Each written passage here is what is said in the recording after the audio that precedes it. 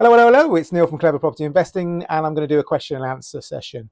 First question today, let me read it out, is Hi, I'm planning to buy my first property in Scotland and have secured a mortgage in principle. The home I'm interested in is a 4-bed, 3 to 5 year old new build, costing around about £300,000. I am residing in the UK from 2021.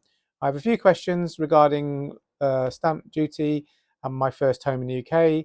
I own a residential flat in India as an investment below 50k and own non-agricultural land in India but not built anything on it. So for question number one, I would I be considered a first-time buyer? That's a tough one. You'd have to talk to a tax advisor on that one. If you're a first-time buyer in the UK, that might be an option. It might be that you could be a first-time buyer in the UK, and if you are a first-time buyer in the UK, then you're going to negate a lot of the tax. You can buy in certain areas in the UK up to 250,000, up to 450,000, even with tax-free. No tax, no stamp duty to pay, stamp duty, land tax to pay. But you need to check with a financial advisor, not financial advisor, sorry, a tax advisor on that situation to make sure you qualify for that. Also, it'd be a different mortgage if you were going to go down that route.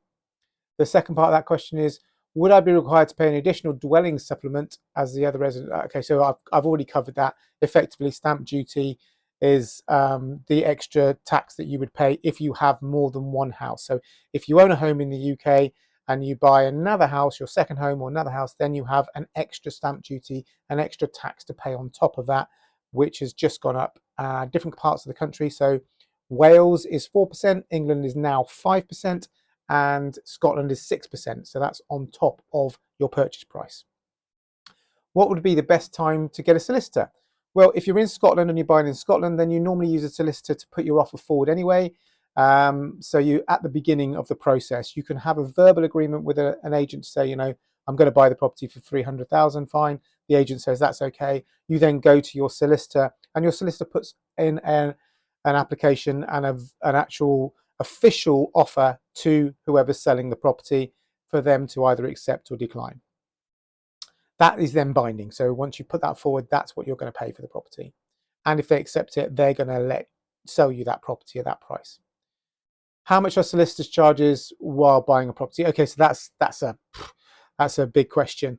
Depending on what part of the country you're buying can be cheaper or more expensive. For example, England is much more expensive than Wales or Scotland solicitors.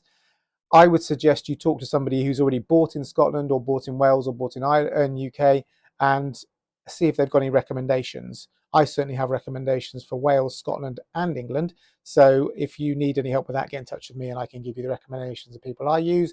If you can't do that, then there are websites out there, something called reallymoving.com, that you can go on and you can ask for quotes for 3 people or 3 clients or 3 solicitors to give you quotes on what you need to do. Hopefully that's useful on the question and answer session, and I'll speak to you soon.